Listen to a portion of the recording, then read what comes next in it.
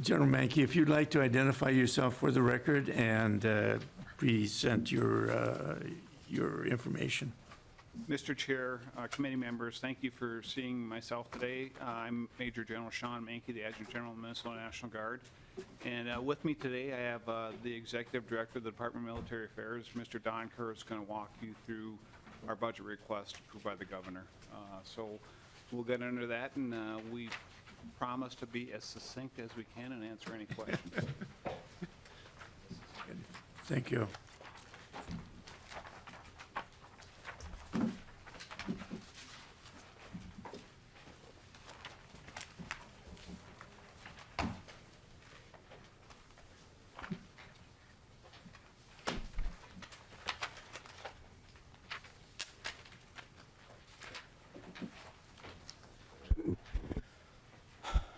Good afternoon, Mr. Mr. Chair. For the record, my name is Don Kerr. I'm the Executive Director of the Department of Military Affairs, and we're going to work with some alacrity to get through a budget briefing for you today. Going to be three portions of it, Mr. Chair. I'm going to spend the first 6 slides, about 5 minutes, talking about our agency budget in the general fund and what we do with the money that is appropriated by the legislature.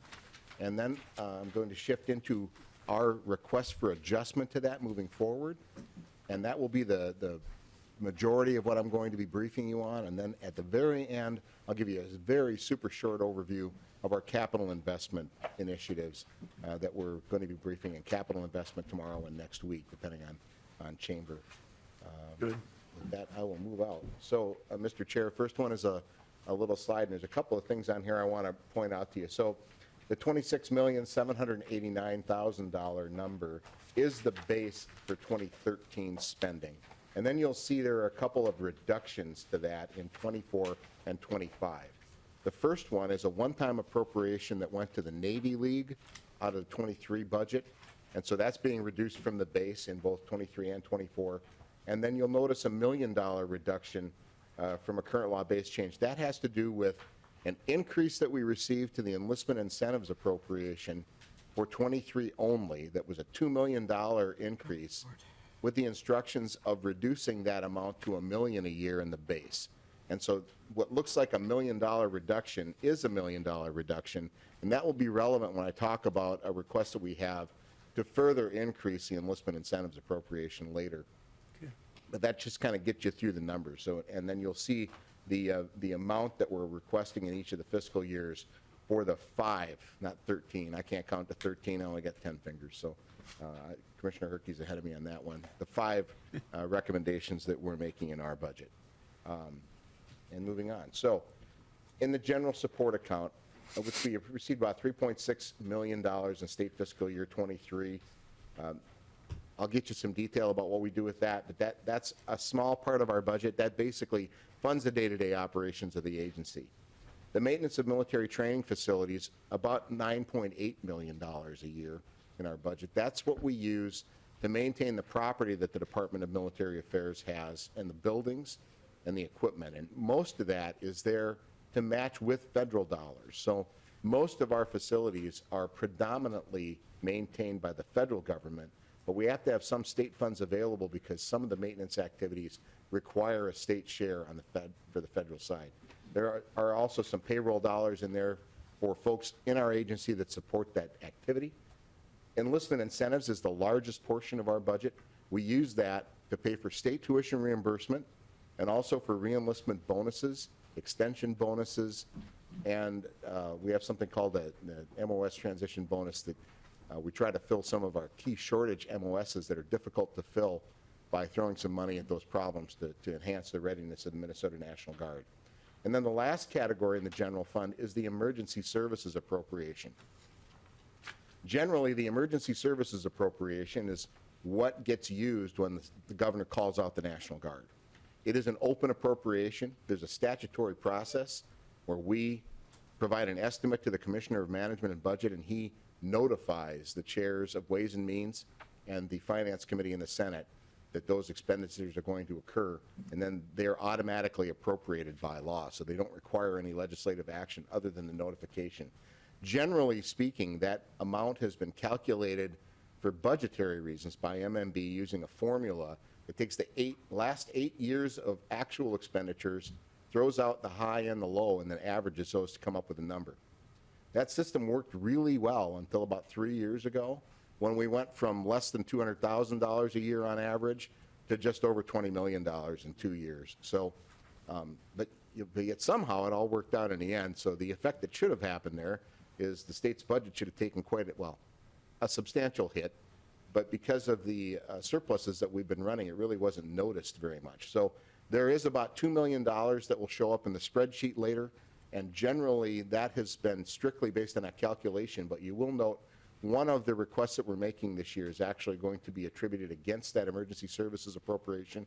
So that means moving forward, we will likely see a carry forward, not a carry forward, but a recurring amount in emergency services in addition to the calculation. So that probably only made sense to Ms. Roberts, but trust me, we'll explain it again later, and it will probably not make any more sense then, but we'll still go at it. So now I'm going to give you some detail on what we do with the general support appropriation. Again, in FY23, that's about $3.6 million.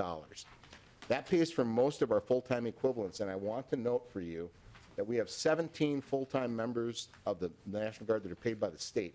They're mostly civilians. The Adjutant General is one, I'm one, Lieutenant Colonel Athman is one. So you've got 3 of the 17 that work at AGO in the building today. We have 1 more full-time at the Army Aviation Support Facility. He's our statewide safety guy. And then we have 3 at Camp Ripley. In addition to those 21, we have about 460 more state employees who are paid for by the federal government. So the state pays them, and we get reimbursement from the federal government to function as a service contractor to the feds. In addition to that, there are about 2,000 full-time members of the Army and Air National Guard who are paid as either active Guard and Reserve or full-time technicians, completely straight from the federal government, no money passing through the state at all. So from a cost share perspective, the money that the legislature provides to pay the payroll of the Minnesota National Guard, though I personally am very appreciative of it because I wouldn't be getting paid otherwise, you're really getting a lot of supplementation from the federal government to provide the services that the National Guard provides in Minnesota and the opportunities to many of our folks. We pay for payroll, our deployment reintegration events, our facility security improvements, our veteran service building rent. Yes, we pay rent to the Department of Administration for our offices in the veteran service building. And then we have an annual military fund distribution that goes out to military units. It's been in place since the 30s. That provides a small amount of money by unit to allow them to buy office supplies and other things that aren't covered by the feds in their local locations. And then, of course, we have some phone services and that sort of thing. Moving on to the maintenance appropriation, again, we have expenses for the payroll team that does all of our purchasing and contracting, all of the folks that work with the program managers when we're doing major construction projects, and we do a lot of those, our utilities, our janitorial services. We have airport joint use agreements that allow the 133rd Airlift Wing to do landings at Rochester and other places, and actually pay some of the fees to Minneapolis, St. Paul. And then that's where we do our repairs and building improvements from. And that thing on the bottom is called the MSADC bond payments. That's another one of those mysteries that hopefully someday we'll come and talk to you about. The Minnesota State Armory Building Commission is a statutory corporation that is chaired by the Adjutant General, and there's $15 million in bonding authority, and their authority is to specifically build armories. And so that was put into place when we had great difficulty getting the legislative timelines in the state and federal government to align to be able to build new armories when there's both a state and federal share. And that gave the agency some autonomy in being able to run the timeline so that we weren't dependent on a bonding bill passing to make a deal with the federal government to go build an armory here and there. A few years ago, $15 million was a lot of money. Now it's not that much money. But we do use the Minnesota State Armory Building Commission to be able to move some projects forward without having to seek direct authority from the legislature for the bond proceeds or for the money that we need. And then we actually pay the carrying costs for those bonds from the maintenance appropriation of the Minnesota National Guard. That's another one of those confusing ones that's always been around out there. But we do think that because of the increase in costs that we're seeing, this is kind of a teaser. At some point in the future, we probably are going to have to come in and ask for authority to go beyond the $15 million because that just doesn't buy you as much armor as it used to. Moving on to the incentives appropriation, and again, this is where most of our money goes. The good news is we've only got 3 full-time employees that manage this entire program, and they're dispersing the rest of this go directly to service members, reimbursing them for student loan repayment, for student tuition reimbursement program, and also the enlistment bonuses that we've added and the reclassification bonus that I mentioned earlier. This is a great program. It gives us our competitive edge in the recruiting market here in Minnesota. We think it adds value to the community in a number of ways because it literally encourages our service members to become better citizens by becoming educated and further contributing to society. So we think it's a very important program, and again, the largest program that we manage. The emergency services appropriation, because we're short on time, I already talked about that a little bit, but basically, this is where we pay service members that come on state active duty, pay the bills, pay the rental fees for the vehicles that we borrow, those types of things. So, moving on to the initiatives. Yep, checking my time, it should be okay. We have 5 initiatives. 3 of those are in the general support component of our appropriation. One of those is in the enlistment incentives appropriation, and the last one will wind up in the domestic operations, the emergency services portion of the budget. I'll talk about those in the order they're listed. So the first is a Minnesota Cyber Coordination Cell. We have identified that obviously cyber is an emerging realm in the military industrial complex and in our civil society as well. And that creates a lot of conflicts. It's trying to figure out how to bridge that gap between what we do in the military and what happens to our civilian infrastructure. And it's really been a difficult struggle for the Department of Defense to come to terms with this, because for an awfully long time, America fought its wars not here, on the other side of ocean someplace. And so it was very easy to distinguish the difference between what was a defense initiative and what was a law enforcement initiative. And of course, in the cyber realm, a lot of those borders just kind of go away. And so a lot of things that the military used to be able to not talk about to any of the civilians because it wasn't relevant are suddenly very, very relevant. And finding ways to bridge the information gap that exists between the Department of Defense and even state government entities is an emerging field that is fraught with difficulty, particularly on the legal side, trying to determine what can and cannot be shared. Adding the Cyber Coordination Cell will give us a team of dedicated individuals who can work closely with Minute and with the Department of Defense, the Department of the Air Force, the Department of the Army, and Space Command now, to try to make sure that the security blanket that we receive is more comprehensive and there's better communication between the civilian and military entities that are involved in those operations. Our proposal is to bring on a 3-person team. These would all be soldiers in this case for a couple of reasons, but that's our intent, and we would try to carry these into the future as something of an initiative. There are about 17 states that have done something similar to this. None of them in exactly the fashion that we're proposing, but nonetheless very close to that. So there's I'm going to pass by this, but it's in your packets if you care to review it, the problem statement of why we think we need to go there and the recommended manning. And I'll move on to the next initiative, which is a holistic health and fitness program.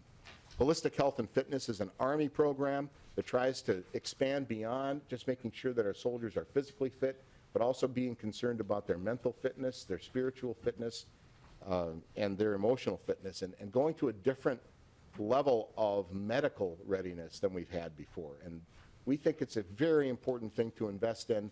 The Army thinks it's a very important thing to invest in. Unfortunately, the Army doesn't think it's important enough to invest in any of it in the reserve component.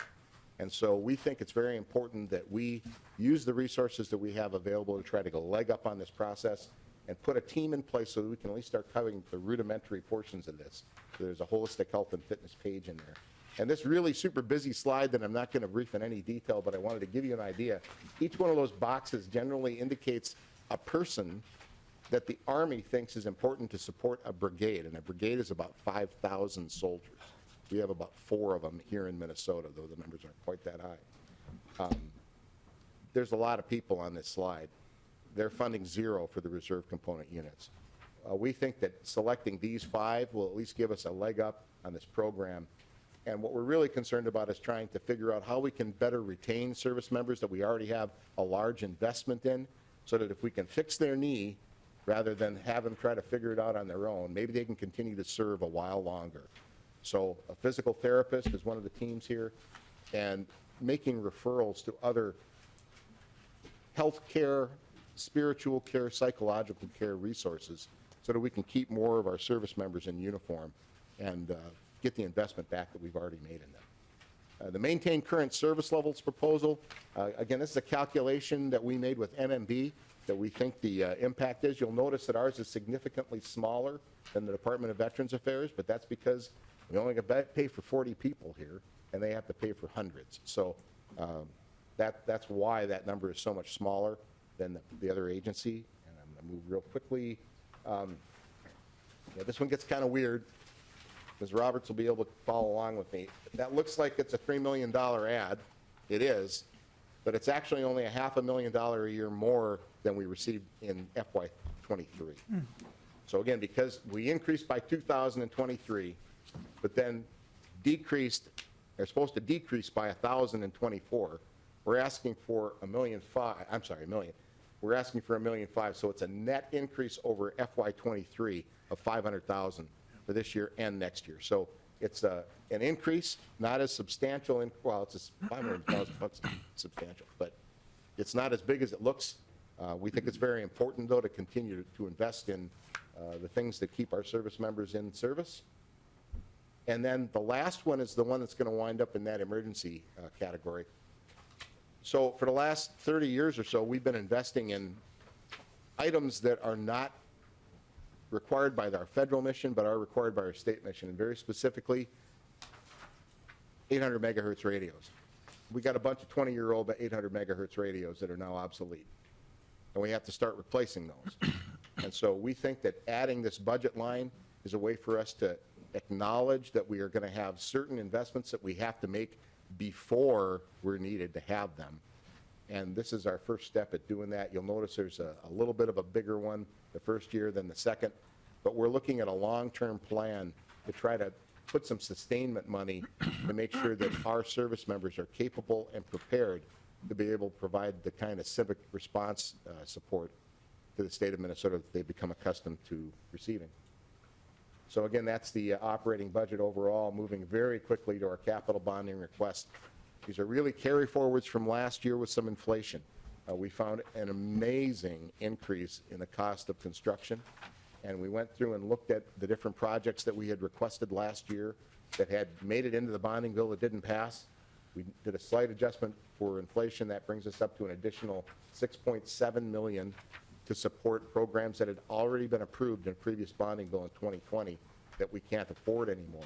I would also note that we've already thrown about $2 million of our operational funding to keep these projects moving. So this still doesn't really capture the entire expanded cost of that. And the last one is part of a plan phase for $24.7 million to complete the Rosemont renovation, total $31,487,000. And that's what we have from the directly from the department. There are a couple of other projects out there that we are interested in that are not technically agency projects, one being the museum, the military museum at Camp Ripley. We think that's a very important project, though it's not an agency project. And there's another initiative regarding building hangars in Duluth that are technically not agency projects. They were brought by others, but they have a direct impact on the agency and on the future, in that case, of the 148th Fighter Wing. So we're supportive of both of those requests. I've seen the bill for the museum. I've not yet seen bills for the hangars, but we're expecting those to come at some point. And Mr. Chair, with that, I think we've just about used our time. You're amazing, Mr. Kerr. I should say you continue to be amazing. Good. And again, I think, there'll be questions that'll come up as the bills are brought forward and we get a chance to look into them in detail. And General Mankey, thank you. Mr. Kerr, thank you. It's a great presentation and very, very short. Mr. Chair, happy to come back at any time.